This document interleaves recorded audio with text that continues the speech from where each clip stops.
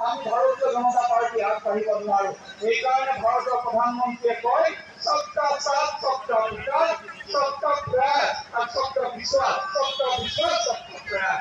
সকলোৰে প্ৰয়াসৰ অবিহনে এখন অঞ্চল, এটা সমাজ, এটা জাতি আৰু এখন ৰাজ্য নিৰ্মাণ কৰিব নোৱাৰে।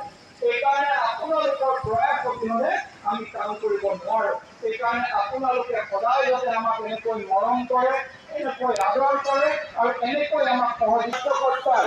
আমাৰ দলীয় সতীৰ্থই কিবা যদি কৰবাত কাম কৰোঁতে বিসংগতি কৰিছে আপোনালোকে আমাক জনাব। আমি কোনো কাৰ্যকৰ্তাক বেয়া কাম কৰিবলৈ কোৱা নাই। কোনোবাই যদি বেয়া কাম কৰিছে তেতিয়াহ'লে তাৰ বাবে ব্যৱস্থা ল'বলৈ ভাৰতীয় জনতা পাৰ্টীয়ে অকণমানো চিন্তা নকৰে। সেইকাৰণে কেতিয়াবা যদি কোনোবাই বেয়া কাম কৰিছে আপোনালোকে আমাক জনাব।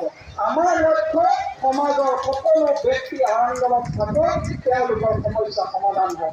সেইকাৰণে এইখিনি কথা আপোনালোকক কৈ আপোনালোকৰ মৰম আৰু আশীৰ্বাদ ভাৰতীয় জনতা পাৰ্টীৰ প্ৰতি সদায় যাতে এনেকৈ থাকে তাকে মই কামনা কৰিলোঁ। শেষত এই মঞ্চখনত আজি আমি যি প্ৰেক্ষাগৃহ, এই প্ৰেক্ষাগৃহ ৰাজেন বৰঠাকুৰৰ নামত বুলিয়ে জানে এগৰাকী সংবেদনশীল আমাৰ ৰাজনৈতিক মূল ভাতৰ উন্নয়নৰ বাবে, ৰঙাপাৰা ৰাইজৰ উন্নয়নৰ বাবে অত্যন্ত চেষ্টা কৰিছিলে, কিন্তু আমাক অকালতে এৰি